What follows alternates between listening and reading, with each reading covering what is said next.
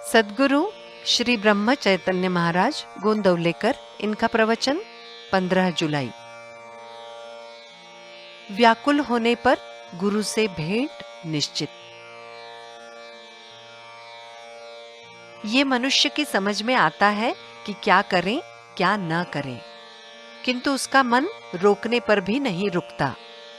विषय का उपभोग करते समय मन उसमें अधिक रत हो जाता है, लेकिन बाद में उसके सुख दुख से निपटते हुए हमारी चित्तवृत्ति जरूर भ्रमित हो जाती है।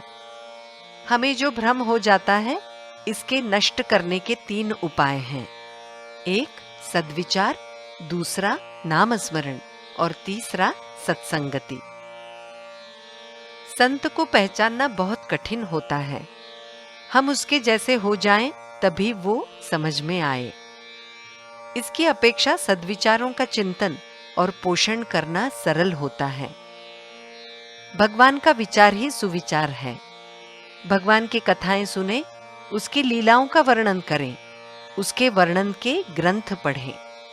लेकिन इन सबसे ज्यादा अच्छा जो सदा हमारे पास है, वो भगवान का नामस्मरण करें। तुम नामस्मरण करते रहो तो तुम्हें संतों को खोजने के लिए जाने की जरूरत नहीं पड़ेगी।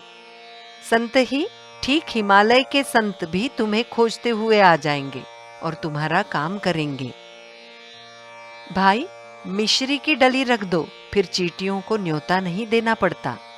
तुम कहोगे हमसे वो नहीं करते बनता, लेकिन हम अपने बेटे को विद्यालय में भेजते हैं और वो नहीं पढ़ता या उससे पढ़ाई नहीं होती, तब भी हम फिर उसे उसी कक्षा में जबरदस्ती भर्ती करते ही हैं या नहीं?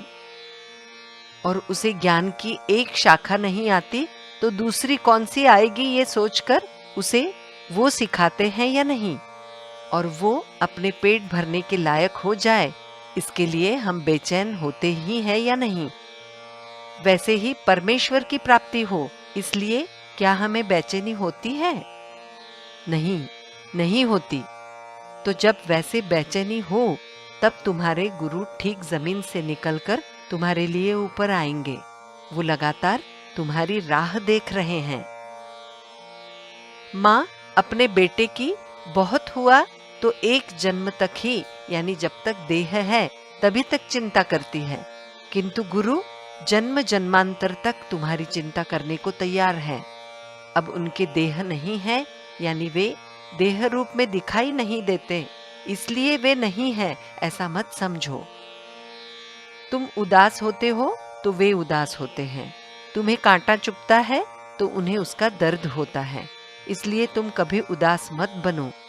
देह के भोग आते हैं जाते हैं, लेकिन तुम सदा आनंद में रहो। तुम्हें अब कुछ करना बाकी है ऐसा मत मानो। गुरु से भेंट होने पर तुम के रूप में नहीं रहते। हाँ, गुरु की अनन्य शरण में जाओ। एक शिष्य मुझे मिला तो वो आनंद से नाचने लगा। मैंने उससे पूछा, तुझे इतना आनंद काहे को हो रहा है रे? तब वो बोला, मेरे लिए अब आनंद के सिवाय कुछ बचा ही नहीं है। आज मुझे गुरु जो मिल गए हैं। तो जिसकी स्थिति ऐसी स्थिति होती है, उसी की गुरु से सच्ची भेंट हो जाती है। जो हो, तुम गुरु की अनन्य शरण जाओ, तो फिर तुम्हें और कुछ करने की जरूरत ही नहीं रहेगी।